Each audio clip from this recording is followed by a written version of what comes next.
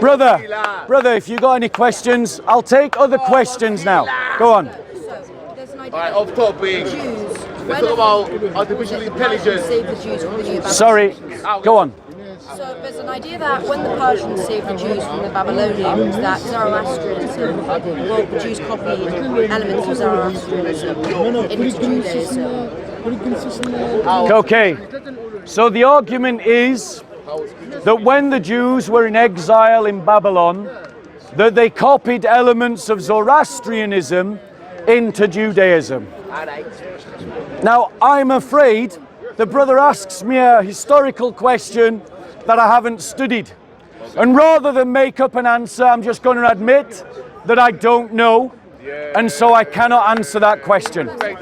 I find, though, that the belief that the Jews had in the Exodus and in the law of Moses to have predated the exile. And that is the core of Jewish beliefs. And thus, that would not have been influenced by the Babylonian exile, though of course certain forms may have been influenced, forms of worship may have been influenced, forms of structure, perhaps language of description. But this is an emendation that I would have to do more research about. Any other questions about Christianity, ladies and gentlemen? So just my last one before I go off and get a Mr. Wiki. It mentions in Deuteronomy 21, I think 23 to 24, that anyone hanging on a pole or a cross or a tree is a curse. Yes. So then Jesus, for example, by the curse. So, the brother quotes correctly the Old Testament, which teaches that anyone who is hung on a pole is accursed by God. Christians believe that Jesus Christ became our curse. He took to himself the curse of death so that he could give us life. He allowed death to consume his humanity on the cross so that by his divinity he could communicate his eternal life to us, and so that we could share in eternal life. And that is the great hope that inspires Christians to defy all ideologies, to defy all religions, to defy all those that set themselves up against the gospel. That is what inspires Christians to go to the death for their faith, as they are in the thousands in Nigeria, whilst the British media hide an ethnic cleansing and a genocide from you of black Christians because they don't want to talk about it, because they know if they do, it will create tensions here in the UK between Muslims and other communities. And so they hide from you the fact that Christians around the Islamic world are dying, being bombed in their churches, suffering anti-Christian pogroms, being discriminated against in the workplace, being abused in the street, having their religious services interrupted, being stabbed and murdered and shot in every single Muslim country in the entire world. And you never hear about it, because if you were to hear about it, you might start asking yourself different kinds of questions than the media want you to ask.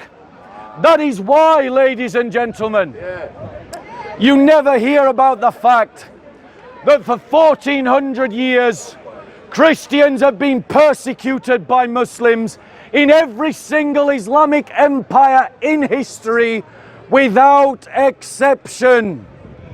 But they never tell you that in your schools and in your colleges, because if they did, you might start to ask yourself different kinds of questions than the ones that the elites in this country want to ask you about. But Christians, because we are inspired by our faith and because we love our brothers and sisters, we cannot be silent about the truth of our historical experience. or the truth of what our brothers and sisters are suffering today around the world. Any other questions, ladies and gentlemen? Go on, bro. So do you know when you say that Jesus died for your sins, right? Do you make a distinction between what you'd call a martyr and someone who's just placed on earth just to die? Okay. So the question is, ladies and gentlemen, do we Christians make a distinction between martyrs and Christ's atoning sacrifice? Ladies and gentlemen, if you can't hear me, I'm going to invite you to move closer. It gets tiring constantly projecting my voice. So if you can't hear me, move closer. But, ladies and gentlemen, Christians call Christ the great martyr. Why? Because the word martyrdom comes from the Greek word witness. And the idea of martyrdom in the Christian faith is to witness to the truth. When the early Christians were being martyred by the pagan Romans, they understood themselves as standing in the tradition of martyrdom of Judaism that are described in the book of Maccabees 1 and 2, and that Paul references in his great epistle to the Corinthians when he speaks about the martyrs.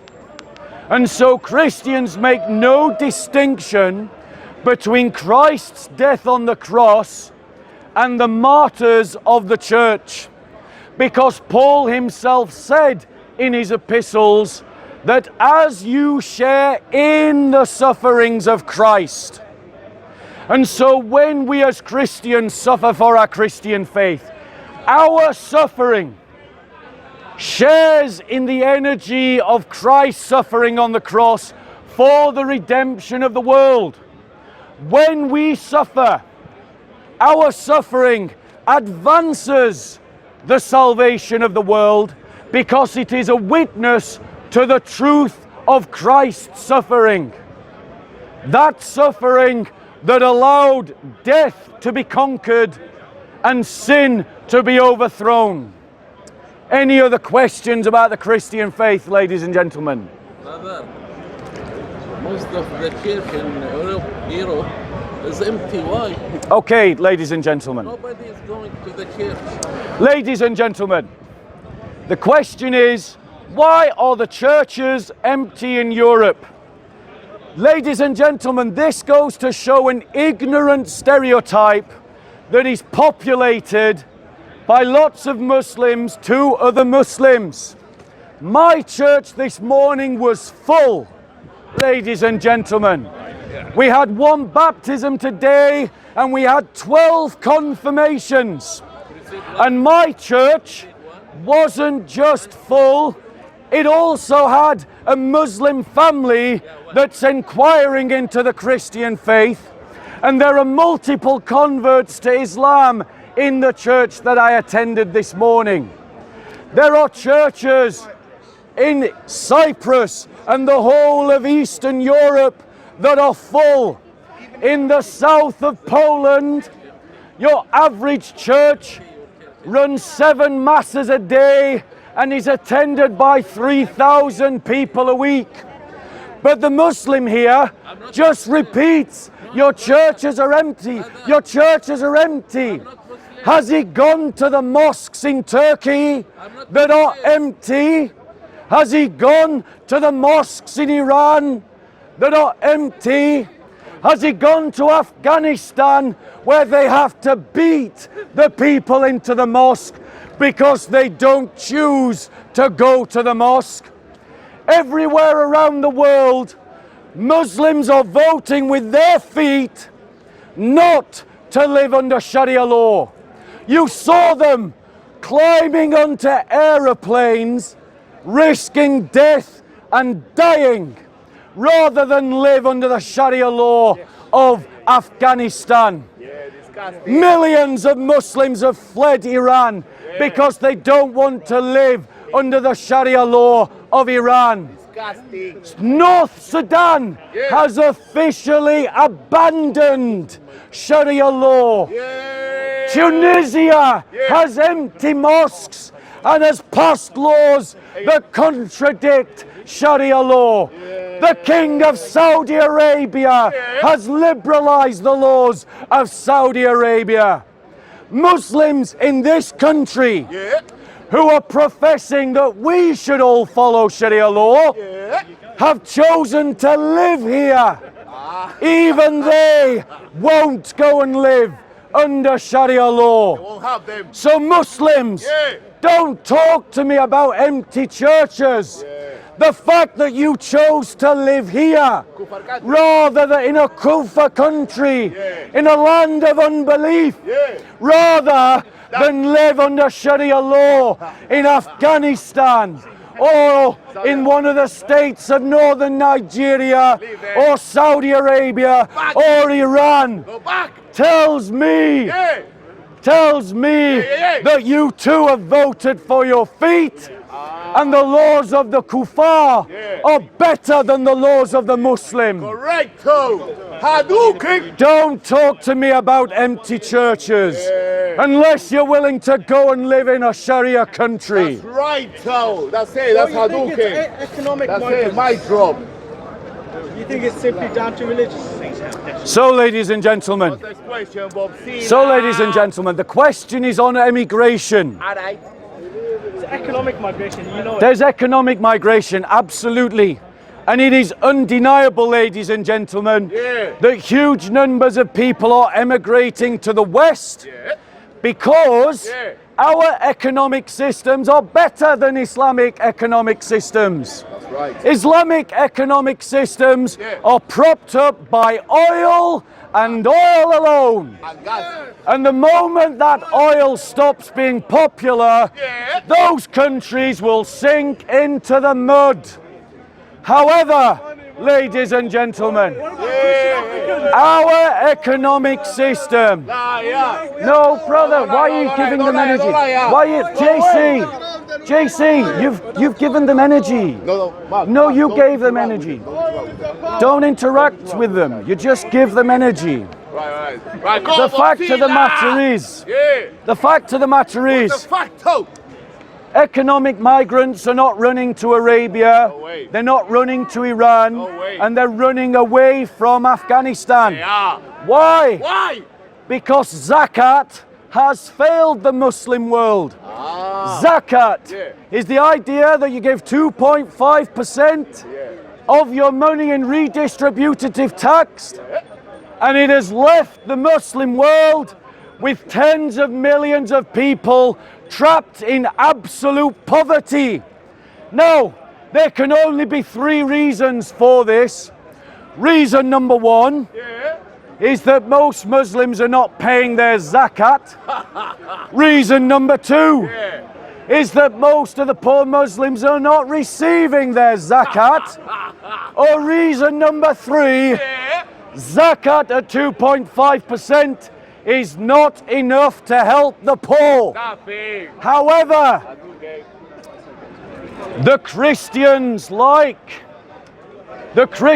in 1945 that set up the British welfare state, and the Christians that influenced our welfare state set redistributive taxes at 40%. The 20% that goes to the NHS and the 20% that goes to the welfare state. That means that 40% of our redistributive tax goes to alleviate the poor. And that, ladies and gentlemen, is why not only have we abolished absolute poverty in the West, but the world's poor flee to the West. And that demonstrates that the laws influenced by Christianity are superior to the laws influenced by Sharia, influenced by Islam.